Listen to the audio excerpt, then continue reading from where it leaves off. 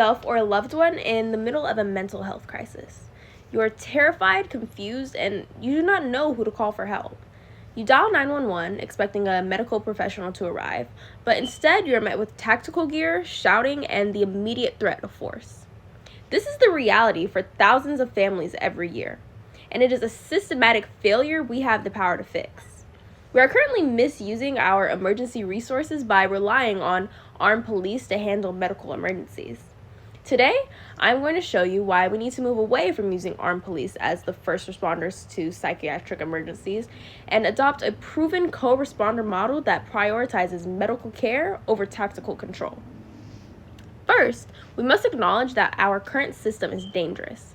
According to the Treatment Advocacy Center, the risk of being killed during a police incident is 16 times greater for individuals with untreated severe mental illness than for other civilians.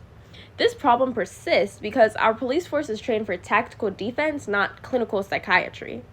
When we treat a medical crisis as a criminal threat, we invite unnecessary tragedy and trauma into our communities. Fortunately, there's a realistic solution: a civilian-led co-responder model. This means that instead of sending an armed officer to a psychiatric emergency, 911 dispatchers route the call to a specialized team consisting of a social worker and a paramedic.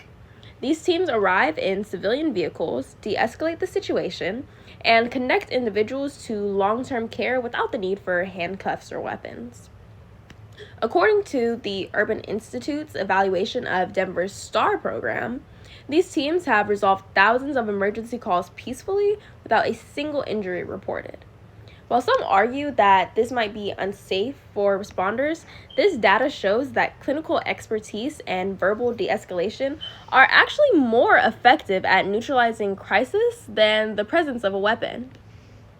Imagine a city where, when someone experiences a breakdown, they are greeted by a nurse instead of a squad car. By signing this petition, you are not just asking for a policy change, you're advocating for a fundamental shift in how we value human life during a crisis. We have the proof that this model works, and it is time to bring that same safety and compassion home to our own streets.